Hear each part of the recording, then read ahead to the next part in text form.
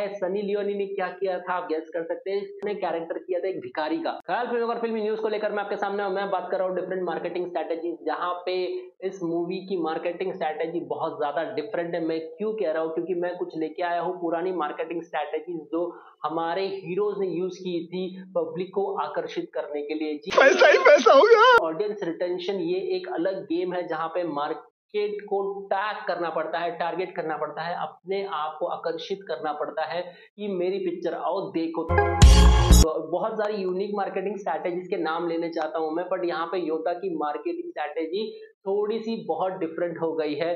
शुरुआत करते पहले तो बात करूंगा मैं यहाँ पे 10 साल पहले की जो मार्केटिंग स्ट्रैटेजीज हो रही थी, अब जाके कुछ यूनिक हो गई है, पर ये कितनी सटीक है और कितनी यूनिक है और कितनी पावरफुल है ये तो वक्त ही बताएगा और जनता ही बताएगी। मैं पहले तो बात करूं बिपाशा बासु की जो मार्केटिंग स्ट्रैटेजी थी राज 3 के लिए, वो नींबू मिर्ची लेके पहुंच गई थी और लोगों ने बहुत ट्रोल किया था। नींबू मिर्ची के साथ उनका वीडियो और उनका जो फोटोज वायरल हुए थे उस जमाने में जब राज 3 आ रही थी बिपाशा बासु की। उसके अलावा एक और unique marketing strategy Vidya Balan की, क्योंकि विद्या बालन कर रही थी एक रोल जिसमें वो डिफरेंट डिफरेंट कैरेक्टर्स कर रही थी। बॉबी जासूस की बात कर रहा हूं मैं। उन्होंने कैरेक्टर किया था एक भिखारी का, एक भिखारी के वेश में नजर आ रही थी और हो गई थी वो वायरल, पर लोगों को पहचान में नहीं आ रही थी कि ये विद्या बालन है। सनी लियोनी की एक मार्केटिंग स्ट्रैटेजी है। सनी लियोनी ने क्या किया था आप गेस कर सकते हैं। रहा नहीं जाता। ऑटोस के पीछे लिख दिया था कि आपने रागिनी का एमएमएस देखा क्या। रागिनी एमएमएस में जब भी वो डेब्यू कर रही थी एकता कपूर के पिक्चर में, तभी ऑटो के पीछे लिखा हुआ था रागिनी का एमएमएस देखा क्या। रागिनी का कोई एमएमएस रिलीज नहीं हुआ था, पर मूवी जरूर रिलीज हुई थी जहां पे सनी लियोनी लीड में थी। आमिर खान की एक मार्केटिंग स्ट्रैटेजी थी, गजनी जब आ रही थी तो आमिर खान पहुंच गए थे उस तरह लेकर सबके सर मुंडवा रहे थे, गजनी हेयर कट दे रहे थे सबको।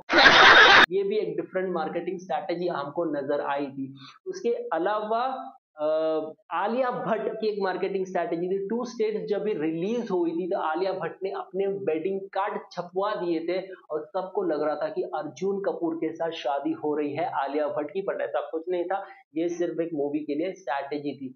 आमिर खान की एक और स्ट्रैटेजी की बात करूंगा, जहां पे वो 3 हफ्ते के लिए गायब हो गए थे। अगर आपने देखी है 3 इडियट्स, तो 3 इडियट्स में आर माधवन और उनकी जो टीम है वो ढूंढने निकलती है रैंचो को, पर रैंचो कहीं मिलते नहीं है तो रैंचो गुम हो जाते हैं। इसी तरह से 3 हफ्ते के लिए आमिर खान गुम हो गए थे। सब मीडिया ढूंढ रही थी पर आमिर खान कहीं मिल नहीं रहे थे। उसके बाद पता चला राजकुमार हिरानी के साथ में आमिर खान ने ये मार्केटिंग स्ट्रैटेजी की थी उनकी नई मूवी के लिए, 3 इडियट्स के लिए। शाबाश बेटा। इसके अलावा शाहरुख खान और ऋतिक रोशन जब ये सुपर हीरो बने थे, जैसे रावण आया था और क्रिश आया था, तभी उन्होंने अपने सुपर हीरो मतलब एक मैनिक्विन जो डॉल्स होती है वो उन्होंने लॉन्च की थी, मिनिएचर लॉन्च किया था अपने वेशभूषा का, और लोगों को बताया था कि ये डॉल्स है सुपर हीरो, और लोगों ने बहुत उत्साह से उनको प्रमोट भी किया था। तो ये बहुत ज्यादा यूनिक मार्केटिंग स्ट्रैटेजीज आपको नजर आई है, पर योद्धा की जो टीम है थोड़ी सी एक स्टेप अहेड और अलग हुई है।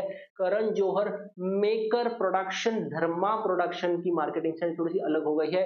प्राटापीला कॉमिक्स के साथ उन्होंने कोलैबोरेशन किया हुआ है, जहां पे उन्होंने 3 एपिसोड ऑलरेडी डाल दिए हैं, जहां पे missing of the ship Arun Katiyal जो शिप है वो मिस हो गई है कहीं पे, तो वो पूरी छानबीन करते हुए आपको दिखाई देंगे इस कॉमिक्स में। अगर आप कॉमिक्स पढ़ने में रुचि रखते हैं तो आप ये पढ़ सकते हैं। और अभी 3 एपिसोड आने बाकी है जो सेकेंड इंटरवल में आएंगे। 15 मार्च को ये पिक्चर रिलीज हो रही है, बट ये लग रही है थोड़ी सी योद्धा की नई मार्केटिंग स्ट्रैटेजी, इससे पहले कभी भी नहीं सुनी थी। कॉमिक्स कितना लोग पढ़ते हैं और ऑनलाइन कॉमिक्स कितना पढ़ते हैं ये तो वक्त ही बताएगा, जब लोगों को पता चलेगा कि ऐसी कोई मार्केटिंग स्ट्रैटेजी यूज की है धर्मा ने अपने मूवी को प्रमोट करने के लिए। अगर आपने कॉमिक्स पढ़ी है या पढ़ने वाले तो मुझे बताइएगा आपको कैसी लगी, मेरे वीडियोस को देख रहे हैं धन्यवाद। प्लीज सब्सक्राइब जरूर कीजिएगा, इससे मुझे एनर्जी मिलेगी, मैं और भी बेहतरीन इन्फॉर्मेटिव वीडियोस आप तक पहुंचाऊंगा। मेरा नाम अविनाश है, साइनिंग ऑफ।